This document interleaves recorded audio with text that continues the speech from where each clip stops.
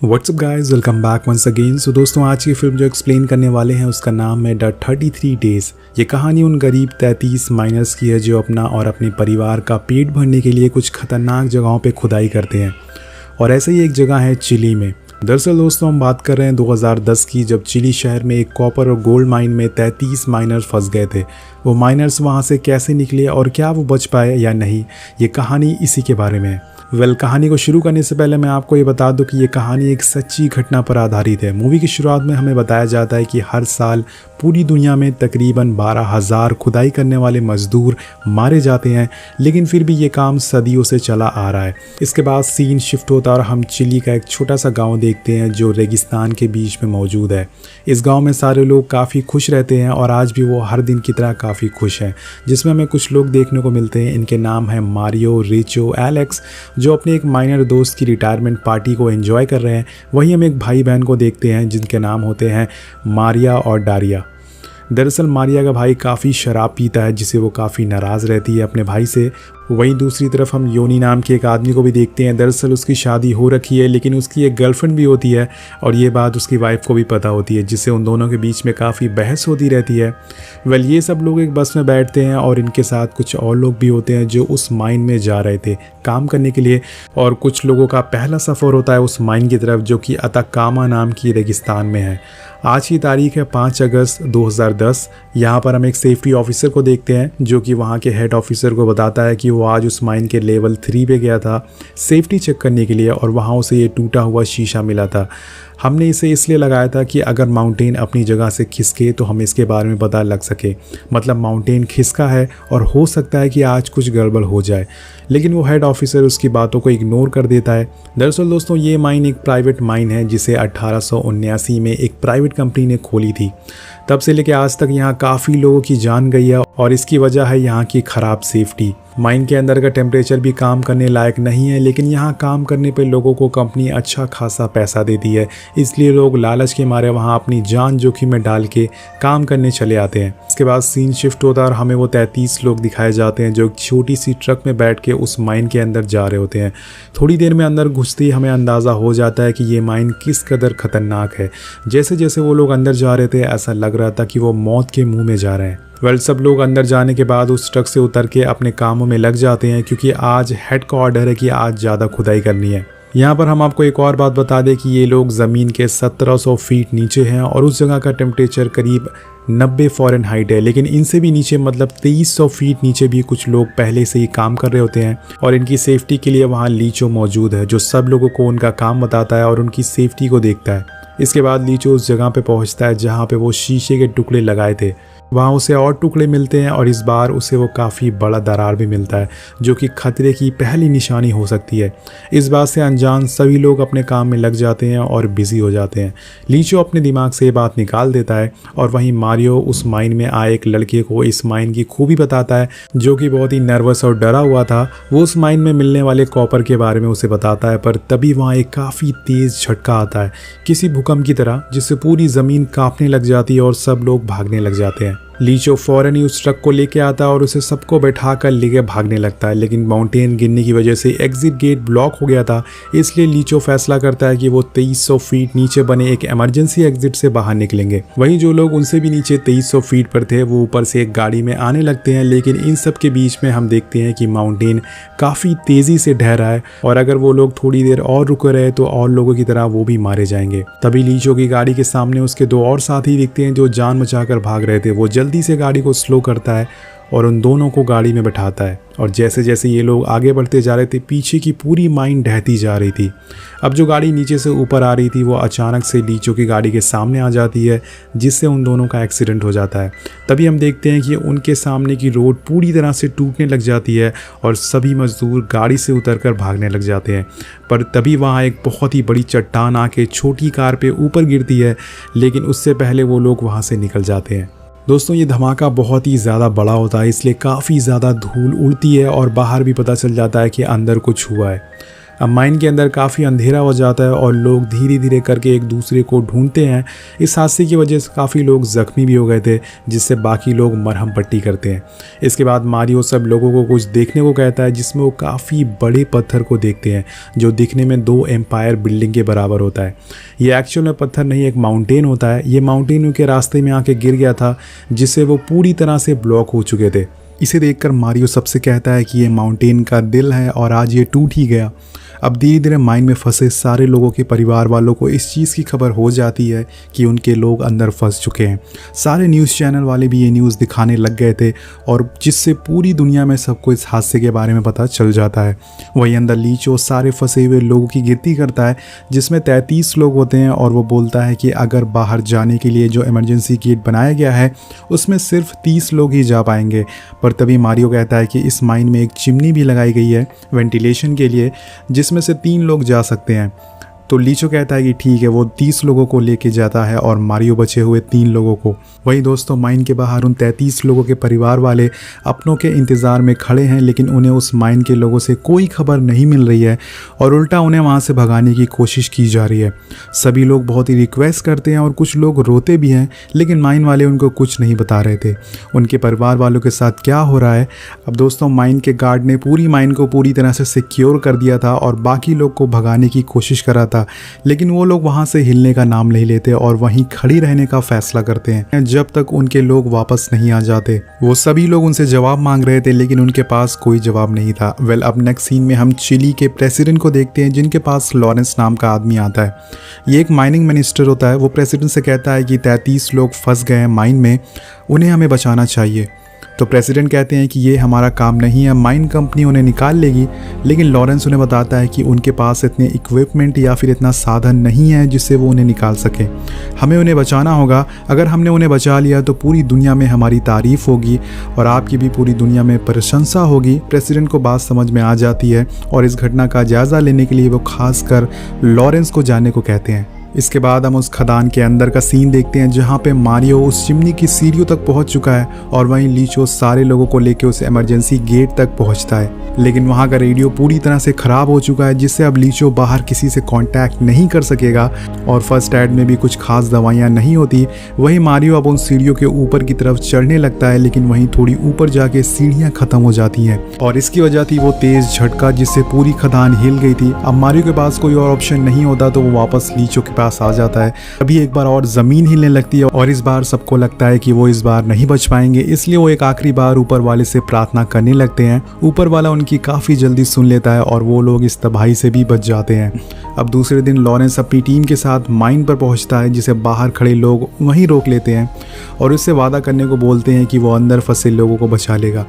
इसके जवाब में लॉरेंस उन्हें अपनी तरफ से हर संभव कोशिश करने का वादा करता है और ये सुन के वहाँ खड़े लोग उसे अंदर जाने देते हैं। जब वो अंदर पहुँचता है तो वहाँ माइनिंग का इंचार्ज उसे बताता है कि उस माइन के नीचे कोई भी जिंदा बचा हो ऐसा नामुमकिन है, और अगर कोई जिंदा अंदर बचा भी होगा तो उसे सिर्फ 3 दिनों का ही खाना नीचे बचा हुआ है और ये रेस्क्यू ऑपरेशन इम्पॉसिबल है, हम उन्हें बचा नहीं पाएंगे।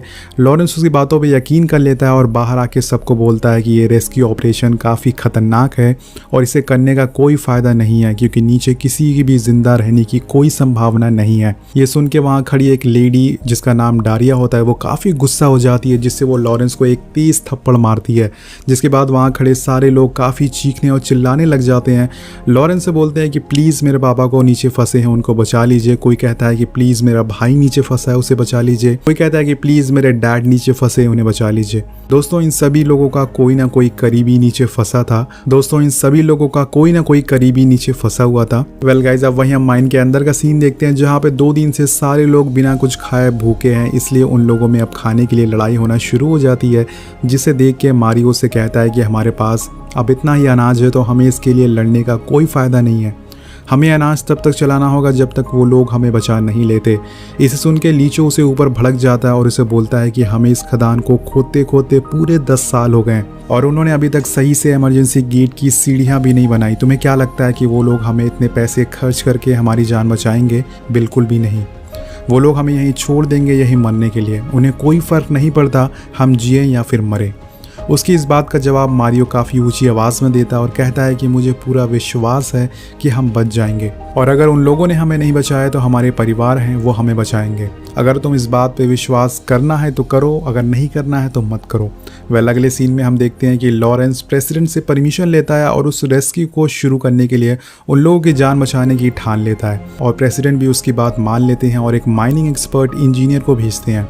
उसे कहते हैं कि किसी भी हाल में तुम्हें उन्हें बचाना होगा क्योंकि इस खबर को पूरी दुनिया देख रही है। और ये चीफ इंजीनियर का नाम होता है आंद्रे। वो लॉरेंस के अंदर फंसे लोगों की सारी जानकारी काफ़ी विस्तार में उसे बताता है, और ये भी बताता है कि 2300 फीट नीचे माइन के ऊपर 2 एम्पायर बिल्डिंग जितना रॉक गिर गया है, जिसमें माइन पूरी तरह से धंस गई है।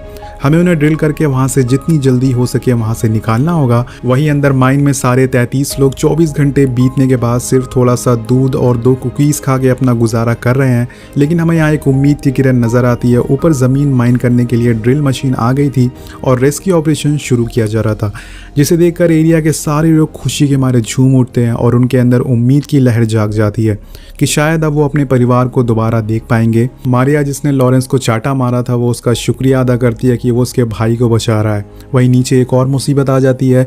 लोगों के हेलमेट की लाइट की रोशनी कम पड़ रही थी, जिसे वो लोग गाड़ियों की बैटरी का इस्तेमाल करके ज़्यादा रोशनी करते हैं। पर तभी उन्हें ऊपर ड्रिलिंग की आवाज़ सुनाई देती है, जिसे सुन के वो लोग खुशी के मारे उछलने कूदने लग जाते हैं। और अब इन लोगों को माइन के अंदर 5 दिन बीत चुके हैं। अब बाहर दोस्तों एक और मुसीबत आ जाती है। आंद्रे लॉरेंस से कहता है कि जिस चट्टान में हम ड्रिल कर रहे हैं वो बहुत ही ज़्यादा मजबूत है, इसलिए हमारी ड्रिल मशीन बार बार टूट जा रही है। लॉरेंस ये बात सभी लोग को बताता है और कहता है कि आप घबराइए मत, हम पूरी कोशिश कर रहे हैं उन्हें बचाने की। लेकिन उसे खुद पता नहीं होता कि वो उन्हें बचा पाएगा या फिर नहीं। अब लॉरेंस सभी लोग के परिवार वालों को खाने का और उनके बच्चों के स्कूल का टेम्परेरी इंतज़ाम कर देता है, जिससे कि उन्हें कोई दिक्कत ना हो। इसके बाद उस चट्टान को ड्रिल करते करते अब पूरे 12 दिन बीत जाते हैं और अब ये लोग अंदर फंसे लोगों के काफ़ी करीब पहुंच जाते हैं। लेकिन शायद उन लोगों की किस्मत अच्छी नहीं होती।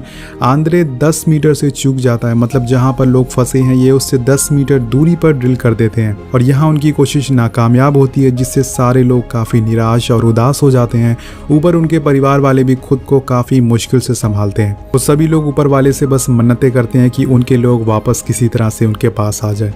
लेकिन नीचे आज एक और काफ़ी बुरा दिन होता है, क्योंकि आज इन लोगों के पास सिर्फ एक दिन का ही खाना बचा हुआ है। ये लोग पिछले 15 दिनों से खाने का एक एक टुकड़ा खा के ज़िंदा रह रहे हैं और आज ये उनके लिए भी ख़त्म होने वाला है। अब उस आखिरी खाने के टुकड़े को खाते समय इन लोगों को हेलुसिनेशन शुरू हो जाता है, जिसमें वो लोग देखते हैं कि उनके परिवार वाले उनके लिए उनका मनपसंद खाना लेके आए हैं और वो उसे काफ़ी मज़े से खा रहे हैं। यहाँ योनी की माँ भी उसके लिए खाना लेके आती है, लेकिन ये सब उन लोगों का सिर्फ एक सपना होता है। इस सीन को देख के हमें खाने की अहमियत पता चलती है कि असल में जब किसी के पास कुछ खाने को नहीं मिलता तो उसे कैसा लगता है।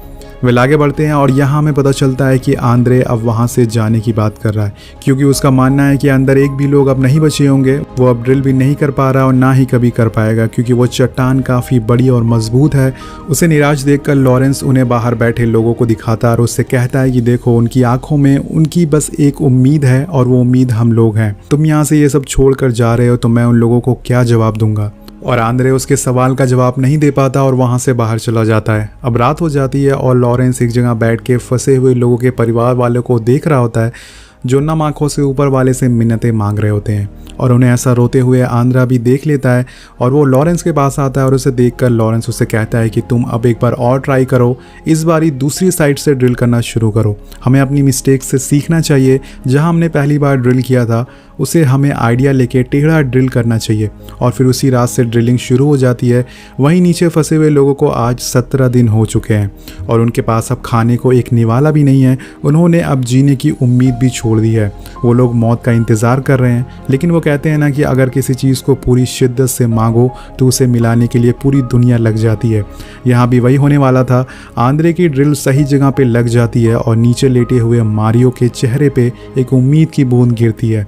जब वो आंखें खोलता है तो उसे वहाँ ड्रिल मशीन आते हुए दिखती है, जिसे वो वहाँ मौजूद पूरे 33 लोग को दिखाता है। इसे देखकर सारे 33 लोग खुशी के मारे झूम उठते हैं और मारियो उस ड्रिल पे एक रॉड के काफ़ी तेज़ मारता है, जिससे ऊपर लॉरेंस को आवाज़ पहुंचती है और वो साथ में एक नोट भी लिखकर उस ड्रिल में डाल देता है, जो कि उनके ज़िंदा होने का सबूत होता है। अब जब वो ड्रिल ऊपर आती है तो उसे नोट को देखकर लॉरेंस और आंद्रे को अपनी आंखों पर यकीन नहीं होता। वो फौरन उस नोट को सारे परिवार वाले को दिखाते हैं, जिसे देखकर लोगों की आंखों में आंसू आ जाते हैं। आखिर आंसू क्यों ना आए दोस्तों, उनके परिवार वाले अब उनके पास वापस आने वाले हैं, जिनके लिए वो 17 दिनों से इतनी कड़कती धूप में बैठे थे। और इसके बाद ये खबर पूरी दुनिया में पता चल जाती है और सारी कंट्रीज के लोग अपनी अपनी टीम को उस जगह पर भेजना शुरू कर देते हैं ताकि उन लोगों को जल्द से जल्द बाहर निकाला जा सके। वही नासा वाले नीचे एक ट्यूब भेजते हैं जिसमें काफ़ी सारा खाने का सामान होता है, जिससे वो लोग अपनी भूख को मिटा सके, पेट भर के खाना खा सके। इसके बाद लॉरेंस उन्हें उनकी पूरी फैमिली वालों से उनकी बात भी करवाता है वीडियो कॉल के ज़रिए। लेकिन दारियो अपनी बहन मारिया से बात नहीं करता क्योंकि वो उससे हमेशा से नाराज़ था। मारिया बहुत देर तक वहाँ बैठी रहती है वहाँ उससे बात करने के लिए, लेकिन दारिया उसके सामने नहीं आता।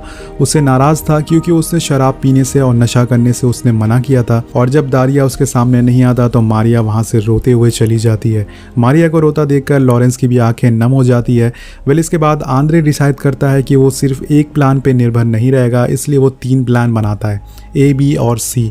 वहीं इन सब चीज़ों के बीच ज़मीन के अंदर फंसे हुए 33 लोग पूरी दुनिया में हीरो बन चुके थे और उन्हें बचाने के लिए हर कोई कोशिश कर रहा था। यहाँ पर सारे अमीर लोग वहाँ पहुँचने लगते हैं और उनकी फैमिली को मदद के लिए पैसे भी देने लगते हैं, जिससे कि उन्हें आगे ये जानलेवा काम ना करना पड़े। अब उन सभी 33 लोग को चिली के प्रेसिडेंट भी वीडियो कॉल के ज़रिए बात करते हैं और उन्हें ये बोल के तसल्ली देते हैं कि वो लोग इस बार का क्रिसमस अपनी फैमिली के साथ मनाएंगे। लेकिन तभी एक दिल दहलाने वाली न्यूज़ आती है कि प्लान A और B पूरी तरह से बेकार हो चुका है। अब सारा दामोदार प्लान C पर होता है, लेकिन तभी प्लान C भी किसी टेक्निकल वजह से ख़राब होने लगता है।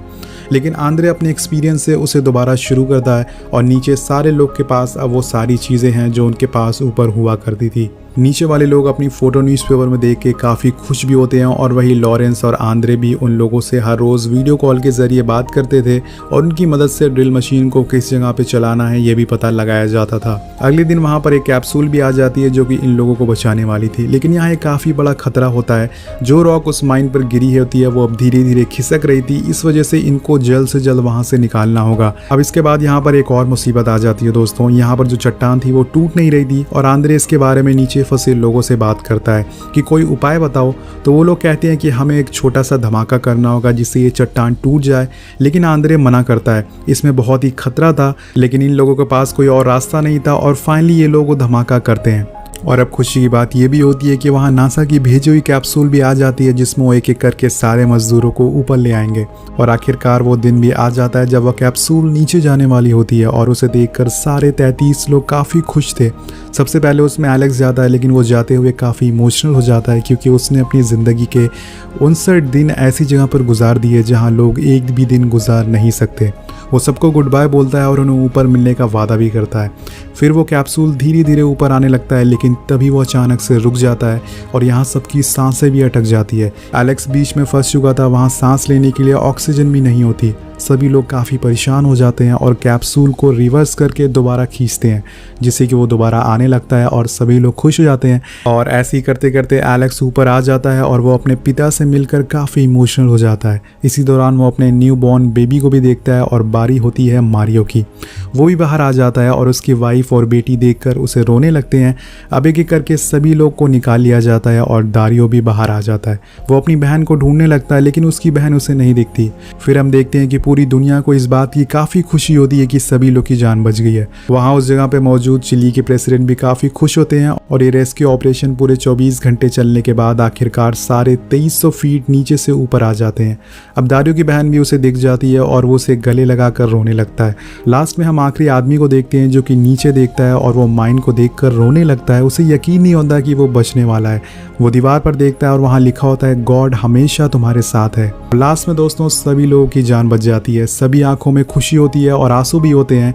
फिर हमें इस कहानी के आखिर में कहानी के असल किरदार दिखाए जाते हैं, पूरे 33 लोग जो काफ़ी खुश होते हैं। लेकिन यहाँ पर हमें एक और बात पता चलती है कि काफ़ी सालों तक उस माइन कंपनी पे केस चलने के बाद भी उसे छोड़ दिया जाता है। वेल प्राइवेट कंपनी कैसी होती है दोस्तों आप सभी को पता होगा। और माइनर्स को भी कोई पेंशन रकम नहीं मिलती है, तो ये काफ़ी उदास वाली बात है, काफ़ी सैड वाली न्यूज़ है।